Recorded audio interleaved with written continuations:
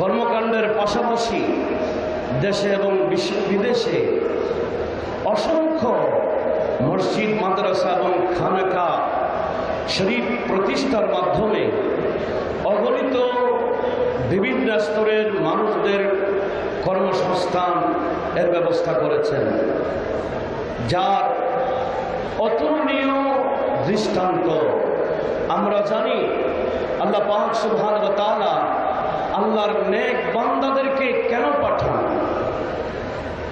আল্লাহ পাকের উদ্দেশ্য হচ্ছে, আল্লাহ বলেন কুনতুম খায়রা উম্মাতিন উখরিজাত লিন-নাস। আল্লাহ বলে, আমার বন্ধুর উম্মতেরা, তোমরা শ্রেষ্ঠ উম্মত। যত উম্মত অতীত হয়েছিল সমস্ত উম্মতা সমস্ত, তবে তোমাদেরকে শুধু নিজেদের আখের গোছাবার জন্য পাঠানো হয় নাই, উখরিজাত লিন-নাস, তোমাদেরকে এই জমিনে পাঠানো হয়েছে মানুষের কল্যাণ করার জন্য, মানবতার জন্য, আল্লাহর সৃষ্টির সেবা করবার জন্য, আল্লাহর সৃষ্টির প্রতি ইহসান করার জন্য, যেটা প্র্যাকটিক্যাল শিক্ষা দিয়েছেন হুজুর কেবলায়ে আলম আমাদেরকে, এবং বর্তমান মওজুদা হুজুর সহ পীরে বাঙ্গাল সহ ওনাদের আওলাদেরা। খেদমতুল খালক, বান্দার সৃষ্টি কাকে বলে, ওনারা শুধু ওয়াজ করেন তাই না, প্র্যাকটিক্যাল আমাদেরকে দেখিয়ে দিয়েছেন, যার নজির আমাদের সামনে স্পষ্ট। যে এতগুলা প্রতিষ্ঠান, এই যে জামিয়া আহমদিয়া সুন্নি আলিয়া দাঁড়িয়ে আছে আমাদের সামনে, শুরু থেকে এই পর্যন্ত কত বান্দাদের কর্মসংস্থান এই জামিয়াতে হয়েছে। এই জামিয়ার শাখা গোটা বাংলাদেশে 200-র উপরে প্রতিষ্ঠান রয়েছে। এগুলা হিসাব করতে গেলে অনেক বান্দাদের রিজিকের ব্যবস্থা হুজুর কেবলায়ে আলম আমাদেরকে করে দিয়েছেন। একটু জোরে বলুন সুবহানাল্লাহ। আমরা তো জানি এই বান্দাদের রিজিকের ব্যবস্থা করে দেওয়া, কত অগণিত বান্দাদের রিজিকের ব্যবস্থা করেছেন, এটা সঠিক তথ্য কেউ এখনো দিতে পারছেন না, পারবেও না। এটা যে কত ফজিলত। আমি একটি হাদিসে পাক, প্রথমে কোরআনে পাকের একটি আয়াতে কারিমা কোট করছি, সেটি হচ্ছে সূরা ইউনূস আয়াত নম্বর 26, যেখানে রব্বুল আলামিন ইরশাদ করেছেন, লিল্লাযীনা আহসানু আল হুসনা ওয়া জিয়াদা ওয়ালা ইয়াযহাকু উজুহাহুম কাতরাতুন ওয়ালা যিল্লা উলাইকা আসহাবুল জান্নাহ হুম ফিহা খালিদুন। আমি আল্লাহর পক্ষ থেকে ওই বান্দাকে অগণিত সওয়াব দান করব, লা ইয়াযহাকু উজুহাহুম কাতরাতুন ওয়ালা যিল্লা। যে সমস্ত বান্দারা দুনিয়ার মধ্যে মানুষের প্রতি ইহসান করেছেন, মানুষের প্রতি দয়া, আমার মুরিদদেরকে এমন কিছু শিখিয়েছি যেই কাজের মাধ্যমে দুনিয়াতে রিজিকেরও কমি হবে না, আখিরাতে নেকিরও কমি হবে না। কথা বলুন ঠিক না? যে কাজ হুজুর আমাদেরকে শিখিয়ে আহাব্বু ইলাল্লাহ।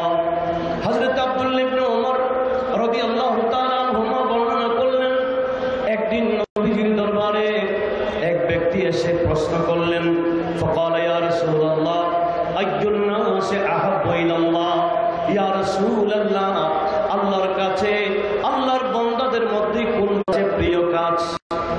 তো নবীজি উত্তরে বললেন, ফাকালা রাসূলুল্লাহ, বড় করে বলুন সাল্লাল্লাহু আলাইহি ওয়াসাল্লাম, আহাব্বুন নাসি ইলাল্লাহি আনফাউহুম লিন-নাস।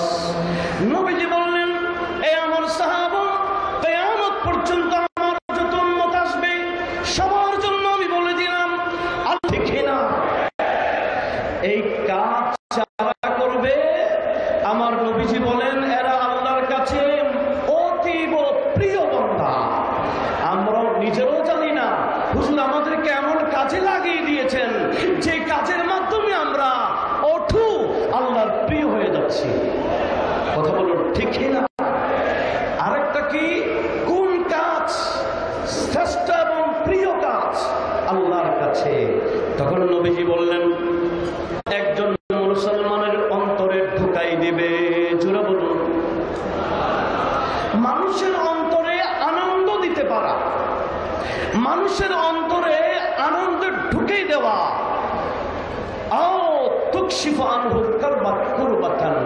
অথবা কোন মানুষ বিপদে পড়েছে, তুমি বান্দাকে তার বিপদ থেকে উদ্ধার করেছো, এই কাজ আল্লাহর কাছে অতীব পছন্দনীয় কাজ। আও তাকদি আনহু দাইনান, কোন বান্দা কর্জে রয়েছে, সমস্যায় আছে, কর্জ ঋণগ্রস্ত, আর তুমি গিয়ে তার ঋণ পরিশোধ করে দিয়েছো, এই কাজ আল্লাহর কাছে অতীব পছন্দনীয় কাজ। একটু বড় আওয়াজ বলুন না সুবহানাল্লাহ। আমাকে বিষয় দেওয়া হয়েছে যে হুজুর কেবলাই আলম অগণিত বান্দাদের, বিভিন্ন স্তরের বান্দাদের জন্য রিজিকের ব্যবস্থা করে দিয়েছেন। এই কথা কি অবাস্তব না বাস্তব? লক্ষ্য করুন। শুধু তাই না, আমার নবীজি আরো বললেন, লিয়ান আনসি মা মা আফিন ফি হাজাতিন। আমার সাহাবা শুনো, একজন মানুষ প্রয়োজনে পড়েছে, সমস্যায় পড়েছে, আমি গিয়ে তার প্রয়োজন মিটাবার জন্য তার সাথে হেঁটে যাব, তাকে সাহায্য করব, এই কাজটা আমার কাম। এক মাস মসজিদে নববীতে ইতিকাফ করার চেয়ে আমি নবীর কাছে আরো বেশি পছন্দনীয়। দেখেন হুজুর কেবলাই আলম কি সওয়াবের মধ্যে। হুজুর যে বলেছেন আখিরাত মে নেকি কা কমি না হো, আমি তোমাদেরকে এমন কাজ এর হুকুম দিয়ে যাচ্ছি যে কাজ করলে আখিরাতে তোমাদের কোনো নেকির অভাব হবে না। আমরা নিজেরাও জানি না। এই হাদিসের টুকরোটা আমি আপনাদের সামনে উপস্থাপন করব। ফকিহ আবুল লাইথ সমরকন্দি রহমাতুল্লাহ আলাইহি, ওনার বিশ্ববরণ্য কিতাব, উনি নিজেই তাখরিজ করেছেন যে হাদিসের সনদগুলা ওনার থেকেই উনি হাদিসের তাখরিজ করেছেন, কারো থেকে নেন নাই। সনদটা ওনা পর্যন্ত আসছে। নবীজির হাদিস হযরতে ফকিহ আবুল লাইথ সমরকন্দি রহমাতুল্লাহ আলাইহি, ওনার কিতাব তানবীহুল গাফিলিন বিআহাদিস সাইয়্যিদিল আম্বিয়া ওয়াল মুরসালিন, সেই কিতাবের 495 নম্বর হাদিস, অনেক লম্বা হাদিস। আমি তত লম্বা হাদিস বলবো না। হযরত আনাস বিন মালিক আল আনসারী এই হাদিসটা বর্ণনা করছেন।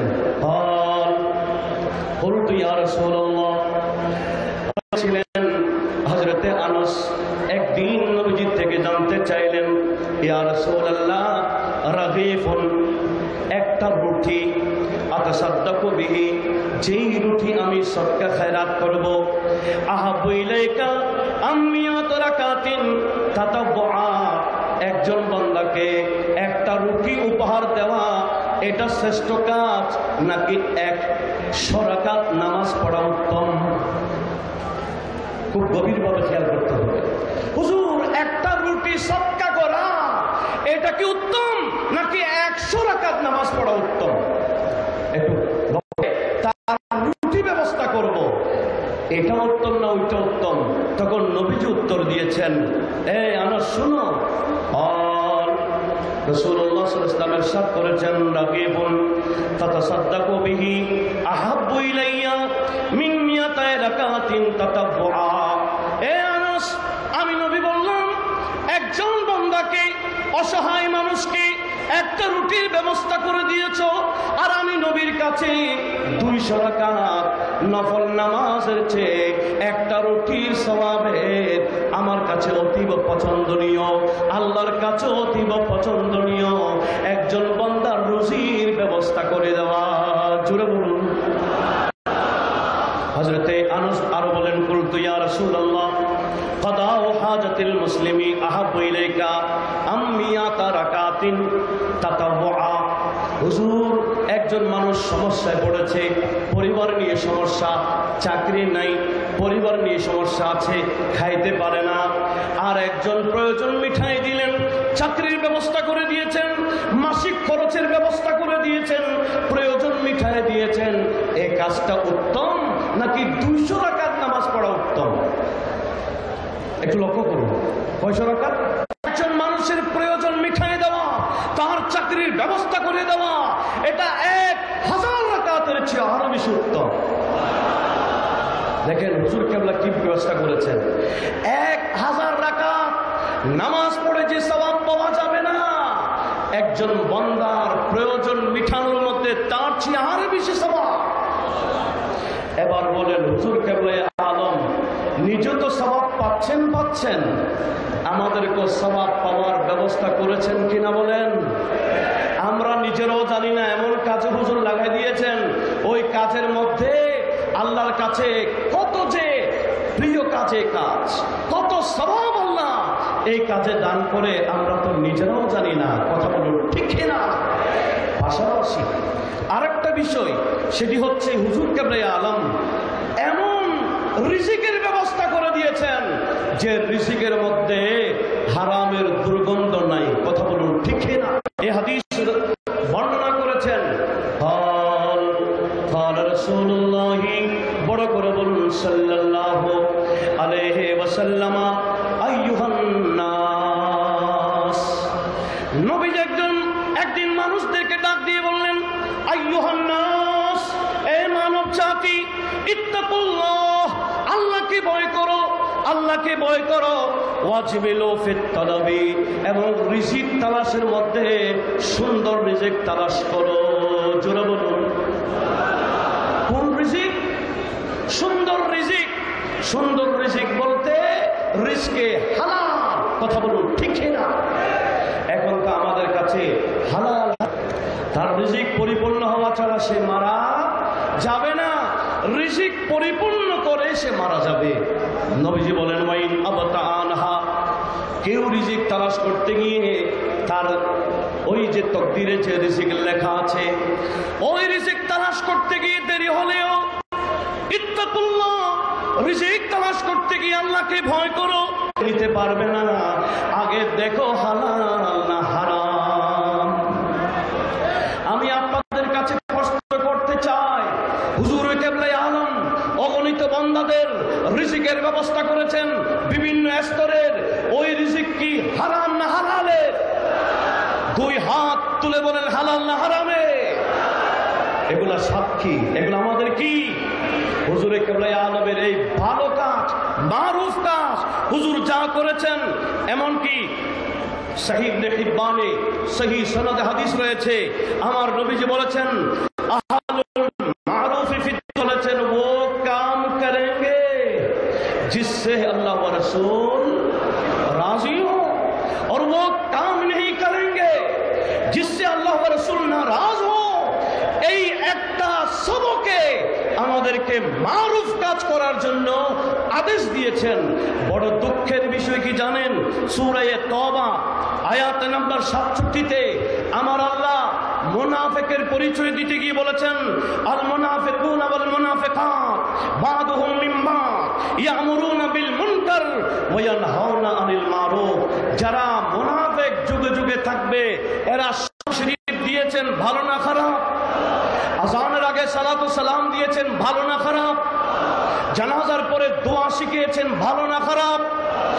এইভাবে যত ভালো কাজ আছে, হুজুর আমাদেরকে ভালো কাজ করার জন্য পদ্ধতি শিখাই দিয়েছেন। কেন? এই ভালো কাজে আদেশ দেওয়া, এটা আল্লাহ আমাদেরকে আদেশ দিয়েছেন, তা'মুরুনা বিল মারুফ। এই আমার বন্ধুর উম্মতেরা, তোমরা শুধু নিজে ভালো কাজ করলে হবে না, ভালো কাজের প্রতি মানুষকে আদেশ করতে হবে, থাকতে হবে। আমি আপনাদেরকে থেকে জানতে চাই, ভালো কাজের প্রতি আহ্বান করা আমাদের এইরকম একটা সবক আছে কিনা বলেন? আরেকটু জোরে বলুন, কি দিয়েছেন? এই দাওয়াতুল খায়র, এটা আমাদের সবক। এই সবক যারা আদায় করবে, এরা কিয়ামতের ময়দানে আহলুল মারুফের অন্তর্ভুক্ত হয়ে যাবে। একটু বড় আওয়াজে বলুন না মারহাবা। হুজুর কেবলা আলম কি যে নিয়ামত আমাদেরকে দিয়েছেন, অগণিত প্রতিষ্ঠানের মাধ্যমে। এই ঢাকা মোহাম্মদপুর কাদরিয়া 1966 সালে যে প্রতিষ্ঠান আমাদেরকে উপহার দিয়েছেন, এখন কি সে প্রতিষ্ঠান করার সুযোগ আছে?